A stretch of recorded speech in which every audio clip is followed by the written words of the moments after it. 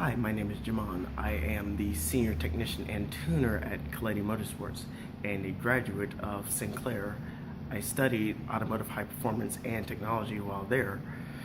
I professionally have been working in this for actually since 2000. Tech Tuesday, we will be going over different automotive related questions and subjects pertaining to, and not limited to, general maintenance, turbo technology, rotary technology, tuning questions, whereas if my vehicle can be tuned really relatively easily, or if it needs some kind of adaptive interface for it. If you have any questions or comments, whether a vehicle can be tuned or any question related to automotive at all, feel free to leave a comment and we will address it in a later video.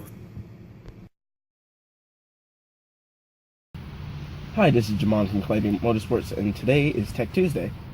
So, quick general helpful tip on your engine's general health, not per se your in-depth health on how long you need to go before an oil change or so on and so forth.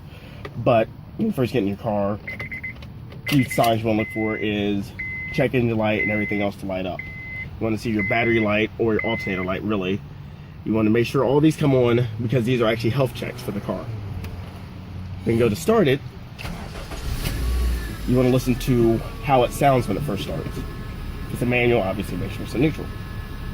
An idea to look out for when you start your car, again, most of the time you want to have your hood open when you first start it, but kind of an indicator of something potentially going to be a problem in the future is, example in this car, if you notice you can hear a whine. The whine is actually coming from the power steering pump.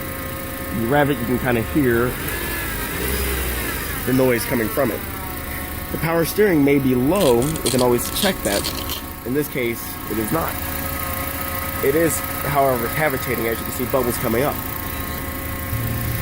Alright, so another helpful tip is when you first walk up to the car or your vehicle, you can actually take a quick note of if you see any kind of fluid outside of condensation that you would get from AC operation prior.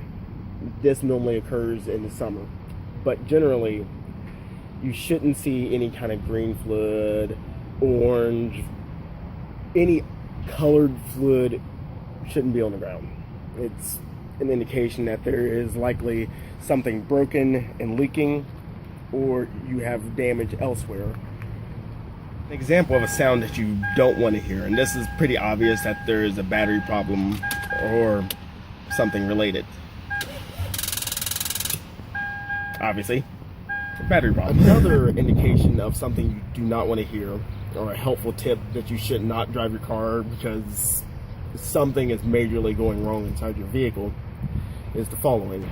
This is an example of a looseness or extra clearance inside of an engine.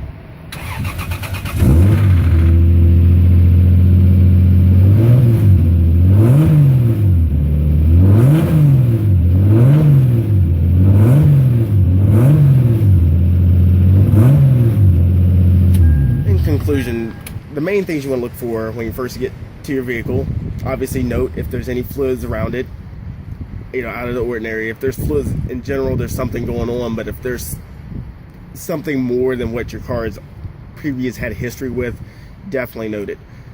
When you get in, lights, indicator lights are always the first telltale that there's something going around. They don't just pop up just because they feel like it.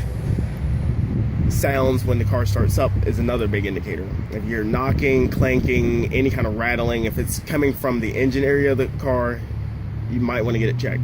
The more rhythmic or more heavy the sound is, the more likelihood that you will have to have some serious engine work done. Another good indicator on top of noises or whatever else would be when you first start your car. If you notice that it doesn't start as good and the conditions are basically the same as the prior day, first rule out the obvious if there's lights left on or something else. Next, notice the started speed. If it progressively gets worse, you're likely experiencing a battery failure versus an alternator failure, as some people would think.